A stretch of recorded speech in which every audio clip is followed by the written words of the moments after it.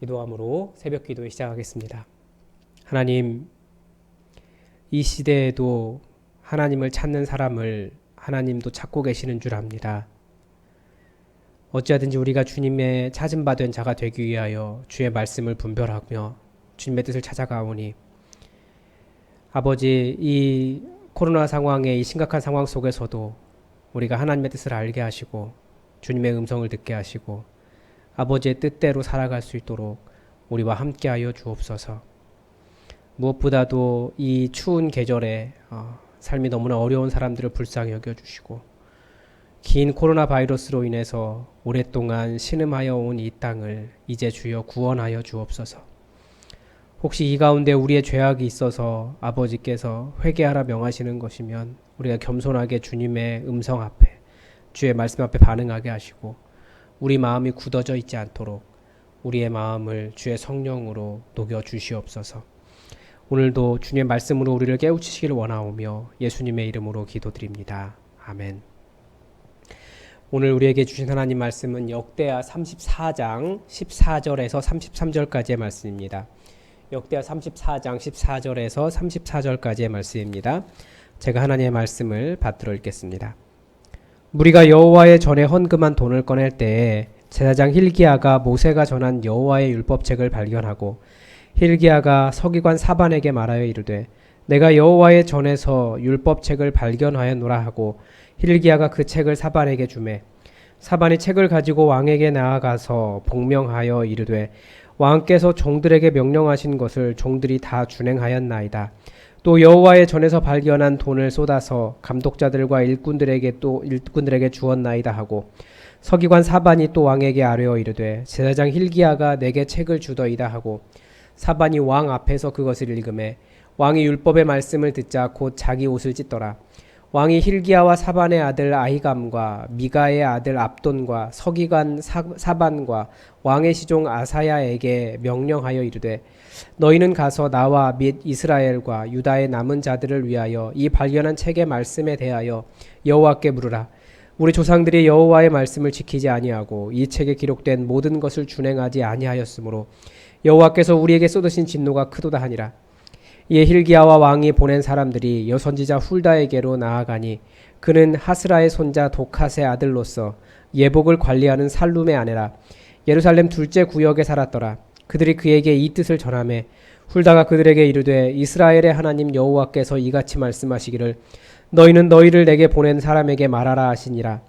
여호와께서 이같이 말씀하시기를 내가 이곳과 그 주민에게 재앙을 내리되 곧 유다 왕 앞에서 읽은 책에 기록된 모든 저주대로 하리니 이는 이 백성들이 나를 버리고 다른 신들에게 분향하며 그의 손의 모든 행위로 나의 노여움을 샀음이라. 그러므로 나의 노여움을 이곳에 쏟음에 꺼지지 아니하리라 하라 하셨느니라. 너희를 보내어 여호와께 묻게 한 유다 왕에게 너희가 이렇게 전하라. 이스라엘의 하나님 여호와께서 이같이 말씀하시기를 내가 들은 말을 의논하건대 내가 이곳과 그 주민을 가리켜 말한 것을 내가 듣고 마음이 연약하여 하나님 앞 곧 내 앞에서 겸손하여 옷을 찢고 통곡하였으므로 나도 내 말을 들어노라 여호와가 말하였느니라. 그러므로 내가 내게 너의 조상들에게로 돌아가서 평안히 묘실로 들어가게 하리니 내가 이곳과 그 주민에게 내리는 모든 재앙을 내가 눈으로 보지 못하리라 하셨느니라. 이에 사신들이 왕에게 복명하니라. 왕이 사람을 보내어 유다와 예루살렘의 모든 장로를 불러 모으고 여호와의 전에 올라가매 유다 모든 사람과 예루살렘 주민들과 제사장들과 레위 사람들과 모든 백성이 노소를 막론하고 다 함께한지라. 왕이 여호와의 전 안에서 발견한 언약책의 모든 말씀을 읽어 무리의 귀에 들려주고 왕이 자기 처소에 서서 여호와 앞에서 언약을 세우되 마음을 다하고 목숨을 다하여 여호와를 순종하고 그의 계명과 법도와 율례를 지켜 이 책에 기록된 언약의 말씀을 이루리라 하고 예루살렘과 베냐민에 있는 자들이 다 여기에 참여하게 하매 예루살렘 주민이 하나님 곧 그의 조상들의 하나님의 언약을 따르니라. 이와 같이 요시아가 이스라엘 자손에게 속한 모든 땅에서 가증한 것들을 다 제거하여 버리고 이스라엘의 모든 사람으로 그들의 하나님 여호와를 섬기게 하였으므로 요시아가 사는 날에 백성이 그들의 조상들의 하나님 여호와께 복종하고 떠나지 아니하였더라. 아멘. 오늘도 하나님의 말씀을 DMQT의 방법으로 나누겠습니다. 먼저 하나님의 말씀을 관찰하고 그리고 그 말씀에 대한 질문을 해결하는 연구와 묵상 여러분 또 기록하고 전체적인 느낌이 무엇인가 기록하고 그리고 적용하는 방식으로 4단계를 가지고 있습니다. 오늘 말씀은 성경을 계속 그 육하원칙을 말씀드린 이유는 성경도 일종의 그 이제 뭐라고 할까요? 단순히 문학이라고 하기보다 영어라면 literature라고 하는데 일종의 구조를 가지고 있는 거예요. 그래서 그 구조를 통해서 내용을 파악해 보자라는 건데 특별히 오늘 본문은 처음부터 끝까지 14절부터 33절까지 하나의 잘 짜여진 구조를 가지고 있습니다. 그래서 내용을 보통 우리가 어떤 글을 파악할 때 기승전결의 과정으로도 파악할 수 있는데 오늘 본문도 그렇게 볼 수 있습니다. 그래서 첫 번째 단락이 제가 보기에 13절부터 16절까지 처음 시작하는 거죠. 헌금함에서 모세가 전한 여호와의 율법을 발견했다라고 하는 것이 이제 이야기의 발단입니다. 그러면 승은 무엇이겠습니까? 17절부터 21절까지인데 그 율법책의 내용을 요시야 왕에게 전달하고 요시야 왕이 그것을 듣고 울었다라는 거예요. 율법책 때문에 마음이 아파서. 그리고 그 율법책을 어떻게 이 율법책에 대해서 여호와께 물으라라고 신하들을 파견한 것이 이야기입니다. 그러면 핵심인 전은 어디겠습니까? 22절부터 28절까지 기승전결할 때 전. 그 율법책에 기록된 저주대로 내릴 것이지만 네가 그 회개를 보았기 때문에 너희 시대에는 그 벌을 내리지 않겠다라고 하는 하나님의 음성이 이 22절부터 28절까지 들어있고요. 그다음에 마지막 29절부터 33절까지 그러면 나와 그러니까 왕과 이스라엘 백성이 어떻게 했는가 하나님의 말씀을 잘 들었다. 그래서 그 시대에는 여호와께 복종했다라고 하는 기록을 보여주는 것이 결국 이 내용의 끝입니다. 먼저 첫 번째 부분에 해당하는 13절부터 16절까지 누가 나오냐면 첫 번째는 무리가 나오고 제사장 힐기야가 나오고 사반이 나옵니다. 그래서 무리가 어떻게 했냐면 여호와의 전에 헌금한 돈을 꺼냈어요. 그러니까 이 무리는 누구냐면 돈을 모집하러 나는 헌금을 받는 레위 사람일 겁니다. 그리고 사반에게 제사장 힐기야가 사반에게서 발견한 율법책을 전달합니다. 그리고 사반은 왕의 명령을 수행하였음을 보고를 하죠. 그리고 언제 이 일이 일어났냐면 여호와의 전에 헌금한 돈을 꺼낼 때라고 되어 있습니다. 왜 제가 이것을 그러니까 언제냐로 파악을 했냐면 그 이유가 무엇이냐면 이 여호와의 율법책이 발견된 장소가 헌금함이 아니라 나중에 보면 여호와의 전에서 발견했다라고 말하고 있거든요. 그러니까 우리가 약간 오해해서 읽으면 전에 그 헌금함에서 발견된 것으로 이해가 되는데 그게 아니고 여호와의 전에서 그러니까 돈을 꺼내는 그 시기에 여호와의 전에서 율법책이 발견되었습니다. 여기서 굳이 이유를 찾는다면 전체적인 이유는 다 하나죠. 율법책이 발견됐다라는 거예요. 그다음 두 번째 단락 17절부터 21절까지 여긴 주요 인물은 사반과 요시야입니다. 사반은 그 힐기야가 책을 발견한 사실을 요시야에게 알리고 그 책을 읽는 일을 요시야가 하죠. 요시야가 어떻게 합니까? 그 책을 듣고 자기의 옷을 찢고 이 책에 대해서 여호와께 물어보라고 신하들을 파견을 합니다. 장소는 왕궁이고요. 왜 그렇습니까? 북이스라엘이든지 자기 시대에든지 문제가 있는 이유가 뭐냐면 조상들이 이 책에 기록된 내용을 지키지 않았기 때문이다라는 거예요. 그러니까 조상들이 하나님의 진노를 받은 이유가 여기 있었구나를 깨달았기 때문입니다. 그래서 21절에 결론적으로 뭐라고 말합니까? 여호와께서 우리에게 쏟으신 진노가 크도다. 우리 조상들이 여호와의 말씀을 지키지 아니하고 이 책에 기록된 모든 것을 준행하지 아니하였으므로 여호와께서 우리에게 쏟으신 진노가 크도다. 이게 결론입니다.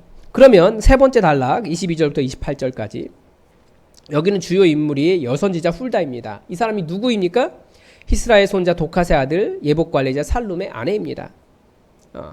그래서 하나님께서 이 책에 기록된 저주를 내릴 것이라고 말하고 있습니다. 그러나 28절에서 또 다른 게 하나 나오죠.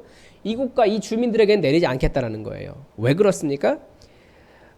그 책에 이 땅에 저주를 내릴 것이다라고 말하는 이유는 이 백성이 하나님을 버리고 다른 신에게 분향했기 때문이다 라고 말해주고요.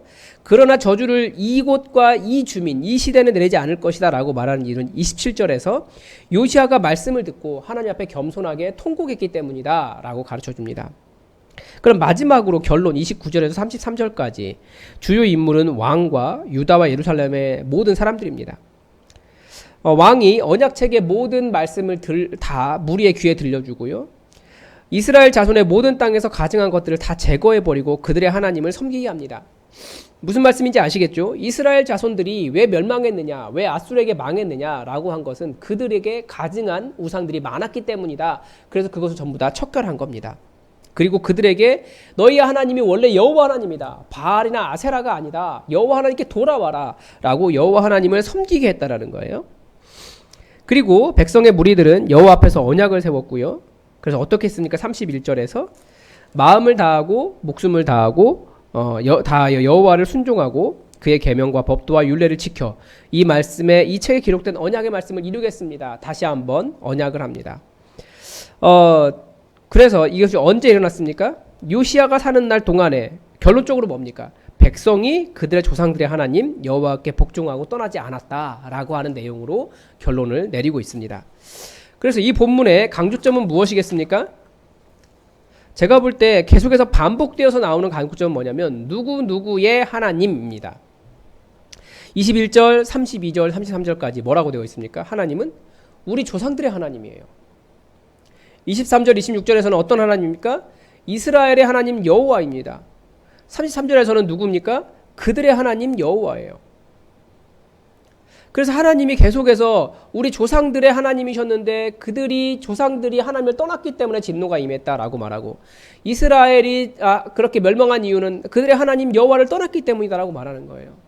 동일하게 무슨 이야기를 하는 겁니까? 여전히 우리의 하나님은 여호와이십니다. 이것을 이야기하고 싶은 겁니다. 그리고 또 강조점이 있다면 바로 말씀을 듣고 옷을 찢은 요시아에 대한 부분입니다. 두 번이나 나오죠. 19절과 27절에 요시아가 그렇게 했기 때문에 하나님께서 그 땅에 진노를 내리지 않으시겠다라고 말씀하신 겁니다. 그만큼 중요한 행동이에요. 말씀을 듣고 회개하고 아파하고 나의 죄뿐만 아니라 우리 조상들의 죄까지도 왜 그들이 하나님의 진노를 받았는가? 그러면 우리 시대는 어떻게 해야겠는가? 그것을 돌아볼 줄 아는 요시아의 마음입니다. 그 다음에 또 다른 강조점은 무엇입니까? 하나님께 진노를 내리시기로 작정하셨어요. 그런데 그 시대에는 진노를 내리지 않으시겠다라고 말씀하셨습니다. 그 이유가 무엇입니까? 그러니까 꺼지지 않는 하나님의 진노에도 불구하고 그 모든 재앙을 받지 않는 법이 말씀에 오늘 본문에 나와 있는 거예요. 그래서 핵심 주제는 무엇이냐? 한 문장으로 요약하면 하나님의 율법에 순종하여 돌아오면 살리라 라는 겁니다. 자, 여기까지 제가 말씀을 관찰한 겁니다. 그 다음에 어떻게 하라고요? 질문을 던지고 묵상하고 여러분이 묵상한 내용을 적으시면 됩니다. 첫 번째 질문은 무엇이냐면 아까도 잠깐 말씀드렸는데 율법책이 발견된 장소가 어디인가에 대한 부분입니다. 분명하지 않거든요. 헌금함에서 발견된 것처럼 읽히지만 hil기야가 여호와의 전에서 발견했다라고 말하고 심지어 사반도 hil기야가 줬다라고 단순하게 보고를 합니다. 그러니까 여호와의 전 어디에선가 발견된 겁니다. 그래서 원문을 또 읽어보면 책 전체를 읽은 것이 아니라 책의 일부를 읽은 것으로 되어 있습니다. 이게 열왕기하고 차이입니다. 또 하나 하나님의 심판은 현재의 노력으로 철회될 수 없는가에 대한 부분이에요.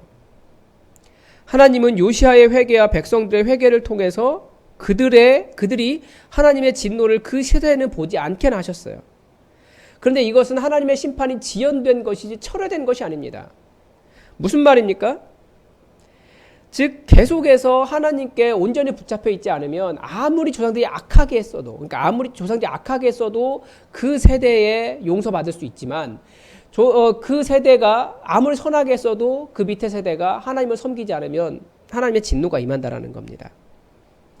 그런 의미에서 율법책이 발견된 것은 두 가지 의미가 있겠죠. 하나는 하나님의 율법대로 여호와 하나님을 바르게 섬기지 않으면 하나님의 진노가 임하시기 때문에 회개하여 하나님께 돌아오라라고 하는 하나님의 경고인 동시에 이스라엘이 하나님의 진노를 받게 될 것에 대한 하나님의 심판 선언 두 개를 다 가지고 있는 거예요. 그러므로 이 성경은 무엇입니까? 한편으로는 은혜의 도구지만 또 다른 한편으로는 심판을 경고하고 있는 경고의 책이라는 거예요. 그러니까 우리가 은혜로 읽을 수도 있고 심판으로도 읽을 수 있어요. 하나님은 무엇을 요구하실까요? 우리에게 요시야와 같이 자신의 죄악뿐만 아니라 자신의 주변 상황들을 보면서 무엇이 문제구나 진단할 수 있는 그런 능력을 가지고 악한 영향에 대해서 아파하며 회개할 것을 하나님이 요구하신다라는 것을 볼 수 있습니다. 그래서 저는 여기서 무엇을 묵상했냐면 남유다도 하나님 떠난 사람들이 많았다라는 것을 알 수 있습니다. 히스기야나 요시야 왕과 같은 사람이 나타나서 가끔씩 하나님을 바르게 섬기는 사람들이 나타나서 심판이 지연되긴 하지만 사실 모든 백성들은 하나님 앞에 겸비한 사람이 그렇게 많지 않았습니다. 그러므로 하나님께서 찾으시는 사람이 누구이겠습니까? 율법의 말씀을 듣고 그 말씀을 듣고 자기의 옷을 찢고 하나님 앞에 통곡할 수 있는 사람이 몇이나 되겠습니까? 굳어진 마음은 이미 굳어져 있는 마음은 들어도 보아도 깨닫지 못하고 더욱 마음이 굳어져 있을 뿐인데 결국 말씀은 하나님의 말씀에 반응하고자 하는 겸손한 사람에게 들릴 뿐이다 라고 하는 것을 깨달았습니다. 그래 전체적인 느낌은 뭐냐면 요시야 시대에도 하나님은 하나님의 심판을 계획하고 계셨다라는 것을 알 수 있습니다. 그러나 율법책이 발견되었고 그 말씀을 들을 줄 알고 듣고 회개할 줄 아는 겸비한 왕이 요시야 때문에 그 시대에 하나님의 심판은 지연되었습니다. 말씀이 누구의 귀에 들리느냐에 따라 그리고 그 말씀 앞에서 자신의 시대에 어떤 문제가 있는지를 볼 수 있는 사람인가에 따라 결과는 완전히 달라집니다. 하나님은 살리기 위해서 하나님의 말씀을 계속해서 보내주셨을 것이다 라는 것을 보았습니다. 그래서 어떻게 적용했냐면 선대의 죄악과 이 시대의 죄악을 볼 줄 아는 눈이 있는가 라고 하는 저를 좀 반성하게 되었습니다. 통찰력에 대한 부분이죠. 이 시대와 교회의 죄악을 분별할 줄 아는 능력을 갖는 것은 쉽지 않습니다. 우리는 이 안에 살아가기 때문입니다. 그리고 이 안에서 굉장히 편안함을 느끼기 때문에 더욱 모를 겁니다. 그래서 예수님은 우리의 열매를 보고 알 수 있다라고 하셨는지 모르겠습니다. 나는 어떤 열매를 맺고 있는가 한번 돌아볼 필요가 있고 또 하나는 하나님께서는 겸손한 자를 찾으신다라는 겁니다. 그러니까 요시야가 남과 달랐던 이유는 그가 겸손한 사람이었기 때문에 말씀을 듣고 우러내고 말씀을 듣고 깨달음이 있었다라는 겁니다. 그래서 이 시대의 겸손함은 무엇일까라는 생각이 드는데요. 이 시대는 자기가 틀렸다는 사람이 아무도 없어요. 심지어는 최근에 이 사회를 잠깐 분노하게 했던 기사가 하나 있었죠. 그 무료 급식소에 가서 벤츠 모녀가 나타난 거죠. 그래서 그 무료 급식소에서 그 무료 급식하는 신부님이 이러시면 안 된다고 라고 따님도 있고 좋은 차 타고 다니시는데 여기 와서 드시면 안 된다고 그렇게 얘기했습니다. 그 할머니가 드시면 두 분이 드시면 다른 사람이 받을 수 없게 된다고 요즘은 후원이 적어서 그렇게 된다라고 말씀을 드렸더니 여기가 공짜로 밥 주는 곳인데 내가 왜 밥 먹으면 안 되냐고 그러면서 결국은 도시락을 받아 가셨대요. 자신이 틀렸다고 말하는 사람이 없어요. 그 말은 또 맞아요. 자기가 설득이 된 것 같아요. 공짜로 밥 주는 곳인데 왜 나는 먹으면 안 됩니까? 자기가 왜 틀렸는지를 모르는 거예요. 세상은 점점 다면적이 되어가고 사람들은 고집스럽게 자기가 옳다라고만 이야기하는 시대인데 그리고 이 시대가 또 자신의 의견을 굽히는 것에 대해서도 좋게 평가하지 않아요. 그러나 겸손함이 없으면 하나님의 음성을 들을 수도 없고 하나님의 일을 이룰 수도 없고 결국 자기도 자기의 고집 속에서 하나님과 역행되는 삶을 살다가 죽게 될 겁니다. 그래서 이 시대에 정말 필요한 것은 겸손함이다 라는 생각을 하게 됐고요. 그래서 오늘 적용은 저는 기도를 했습니다. 적용은 여러 가지가 있어요. 자기 삶의 문제를 돌아볼 수도 있고 다른 사람에게 적용할 수도 있고 교회도 적용할 수 있지만 또 기도할 수도 있습니다. 그래서 저는 뭐라고 기도 제목을 적었냐면 말씀에 순수하게 반응하며 말씀 때문에 우러낼 줄 아는 겸손한 사람이 되게 해주십시오 라고 기도를 적었습니다. 왜냐하면 말씀을 듣고 울어본 적이 꽤 오래된 것 같아요. 하나님 앞에서 말씀 때문에 내가 책망을 받고 정말 마음이 아파서 정말 하나님 앞에 제가 바로 서겠습니다. 그렇게 울어본 적이 별로 없는 것 같아요. 한 5, 6년 된 것 같아요. 다시 한번 하나님의 말씀에 순수하게 반응하며 말씀 때문에 우러낼 줄 알고 그렇게 겸손한 사람 되게 해달라고 기도했습니다. 함께 기도하겠습니다. 하나님, 오늘 요시야가 왕임에도 불구하고 하나님의 말씀 앞에서 겸손하게 자기의 옷을 찢고 그 말씀 때문에 마음 아파 울었던 모습을 보았습니다. 그 요시아의 겸손함, 그 겸비함 때문에 하나님의 심판이 그 시대를 넘어갔음을 보았습니다. 그러나 그 시대 가운데 깊이 뿌리박았던 우상을 섬기는 습관으로 인하여 몇 대가 되지 않아 바로 그 나라가 망했던 것을 우리는 또 이제 곧 보게 될 텐데, 하나님 우리에게 겸손하게 주님의 말씀을 드러낼 줄 아는, 그리고 말씀으로 인하여 가슴을 치며 울어낼 줄 아는 마음 허락하여 주옵소서. 내가 틀리지 않았다 고집하며 목사의 말조차도, 목사의 설교마저도 반박하고 오히려 목사를 공격하는 그런 시대가 지금 이 시대인데, 그것보다도 겸손하게 주님의 뜻을 구하며 주님의 음성을 들으며 하나님 앞에 정말 겸비하여 이 시대에 임할 진노를 벗어날 수 있는 그런 믿음의 사람 되도록 도와주시옵소서.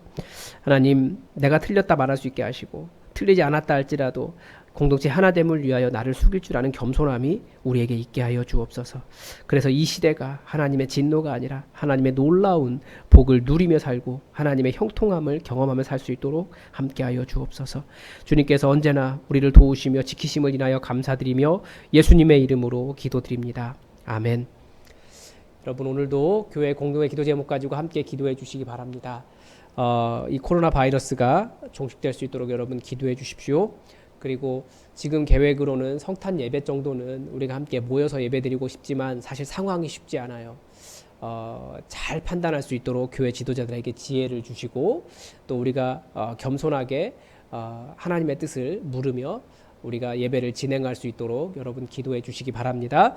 그리고 우리가 오프라인 비대면 예배를 사모하지만 또 대면 예배 속에서도 하나님의 은혜를 가득 부어달라고, 더욱더 말씀을 사모하는 교회 되게 해달라고 여러분 기도해 주십시오.